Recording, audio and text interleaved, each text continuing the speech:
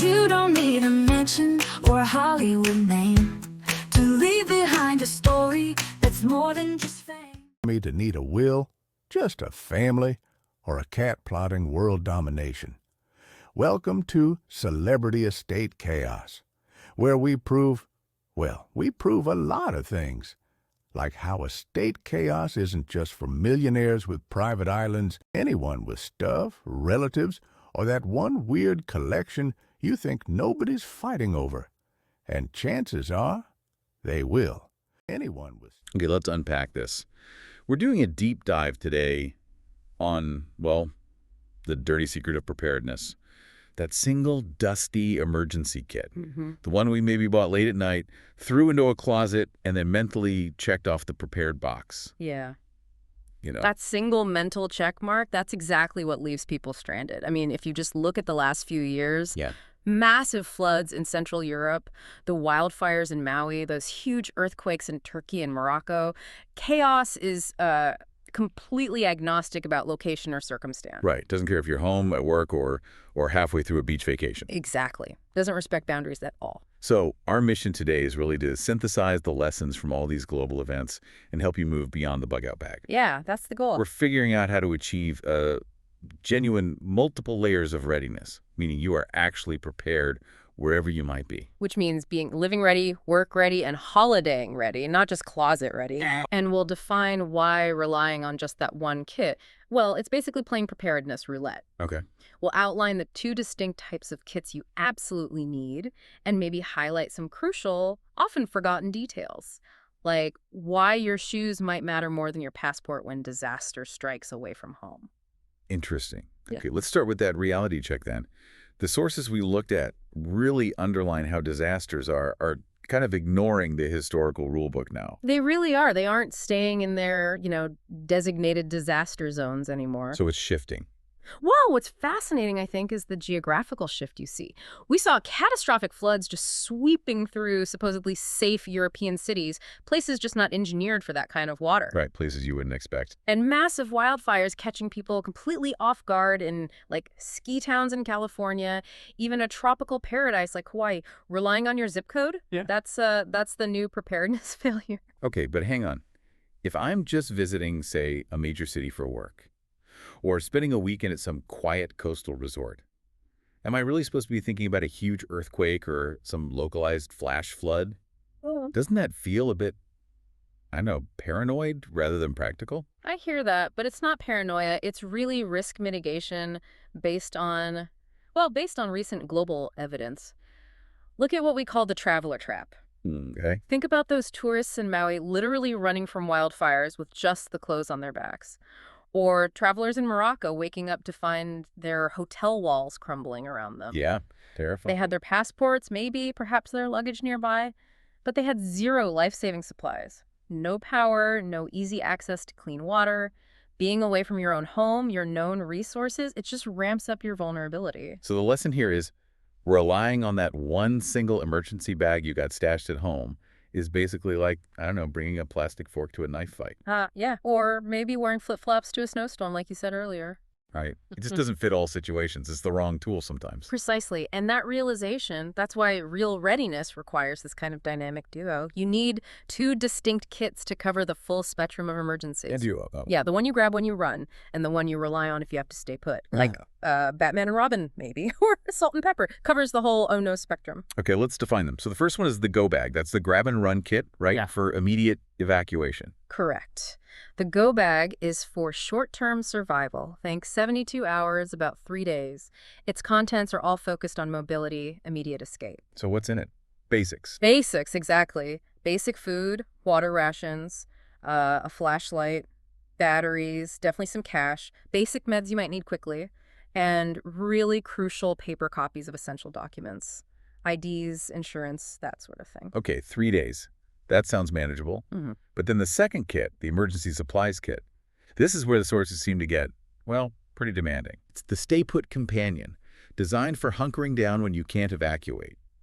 And it needs to support you for at least 2 weeks. Yes, at least 2 weeks. Honestly, 2 weeks of water and non-perishables. Yeah. I mean, if you're in a modern city, isn't that just Overkill? Really? You know, that perspective, that it's overkill thought, that's precisely why people struggle so much during prolonged events. You're not just planning for a few hours without power. Okay. You're planning for potential municipal failure. Think about when the Texas grid collapsed, or roads being closed for weeks after major earthquakes or hurricanes. Right. People weren't dealing with a lack of resources in the world per se. They were dealing with a complete lack of access to those resources. Stores closed, roads blocked, power out. Okay, I get it. It's about access, not just availability. Yeah. So for this 2-week plus kit, we need serious volume. What are the crucial additions that go beyond just the food and water? Backup power is absolutely critical. Think solar chargers, power banks, maybe even a small generator if feasible, and definitely a hand crank radio for information when the grid is down. Communication, yeah. And medication backups. Yeah. Huge. Plus more comprehensive medical supplies for the whole household. You just cannot assume pharmacies will be open or accessible. Right. And what about the psychological side? You mentioned earlier that morale is actually a survival tool. Oh, it's as vital as your water supply, honestly. Pack comfort items, a deck of cards, maybe some books. Earplugs are great if you're in close quarters. Maybe some good chocolate. Chocolate, I like that. Being prepared includes mitigating anxiety and stress, especially during a long waiting period. You need sanity just as much as you need calories. Seriously. That definitely shifts the thinking. It's not just about endurance. It's about true resilience, keeping your head straight. Yeah. Okay, so we've anchored down the home base with these 2 kits. But the reality is we spend huge chunks of our lives outside that home safe zone. Yeah. How do we apply this layered readiness idea when chaos strikes while we're, on the clock at work? Great question. We absolutely have to address being work ready, because if you're at the office and the power suddenly cuts or major road closures strand everyone, you could easily be stuck there for hours, maybe even overnight or longer. And most people's desk preparedness is, well, let's be honest, pretty much non-existent beyond a spare pen. Guilty. Yeah. So what's the solution? Establishing a mini go bag at the desk. Exactly. Doesn't have to be huge. Water, some high-energy protein bars, a small flashlight, maybe a personal charger or power bank, a little first aid kit. But there's one detail the source has consistently highlighted. Let me guess. Shoes. You got it. An extra pair of comfortable, sturdy shoes. Because why?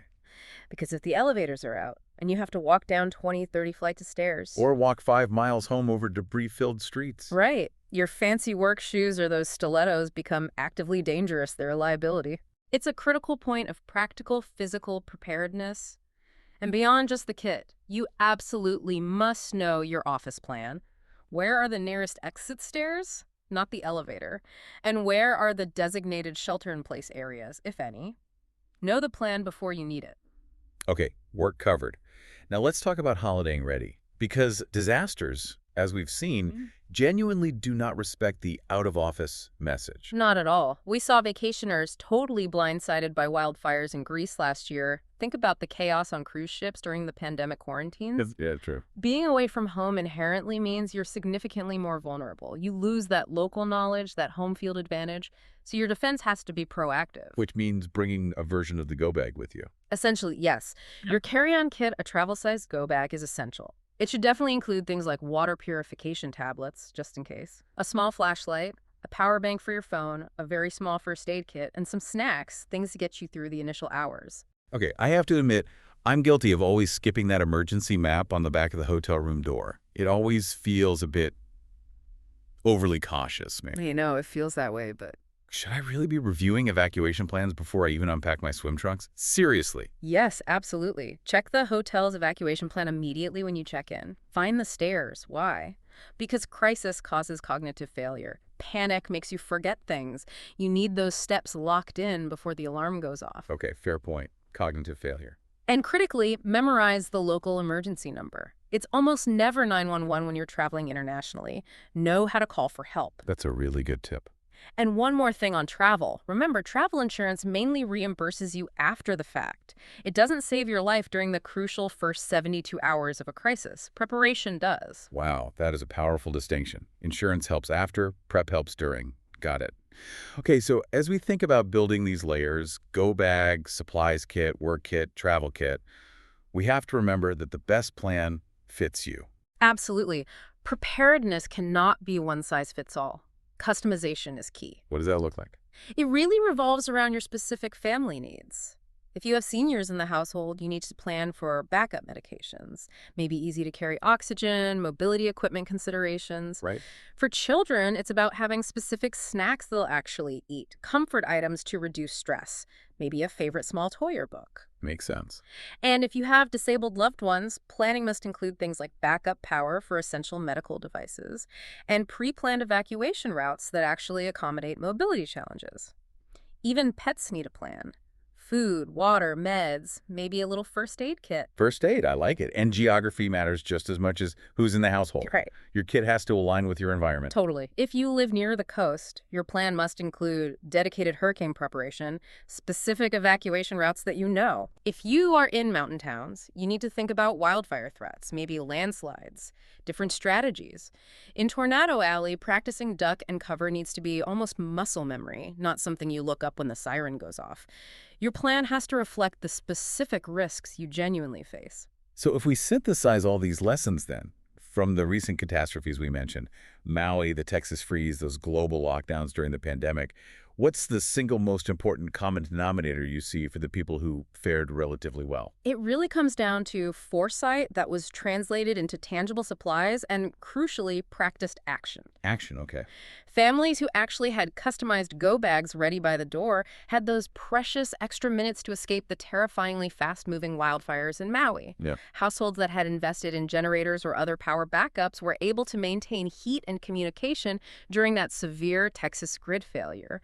Preparation, real preparation, created resilience, and drastically reduced their dependence on overwhelmed external systems like emergency services. Okay, so let's leave everyone listening with some clear, actionable steps they can take, like right now, to upgrade their readiness. Okay, 4 key things. 1, immediately check and update your existing go bag if you have one.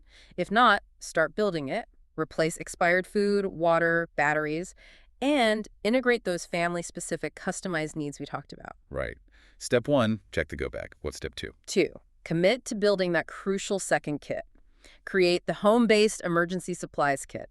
Remember, this is the one designed for at least 2 weeks of self-sufficiency if you have to shelter in place. Okay, build the stay put kit. 2 weeks. Got it. 3. 3, update your essential documents. Digital copies on a thumb drive are helpful, sure, but have secure, water-resistant paper copies of IDs, insurance cards, emergency contacts, deeds, etc. Those are non-negotiable for immediate use when power might be out. Paper copies. Okay. And number 4. And 4, maybe the most overlooked. Practice your plan. Don't just write it down. Walk through your evacuation steps. Know where the items are. Maybe even do a timed drill. Simulate the stress a little, because when a real crisis hits, your preparation needs to be almost automatic. Panic makes people forget everything. Practice, practice, practice. Okay. So really, when we look at the emotional core of all this preparation, it's not really about fear, is it? Or paranoia? Not at all. I mean, sure, the risks are real, but the goal of preparation is about securing freedom. Freedom. Explain that. The freedom that comes from knowing that when the world inevitably shakes or burns or floods or freezes, you'll have a much better chance of being the calmest person in the chaos.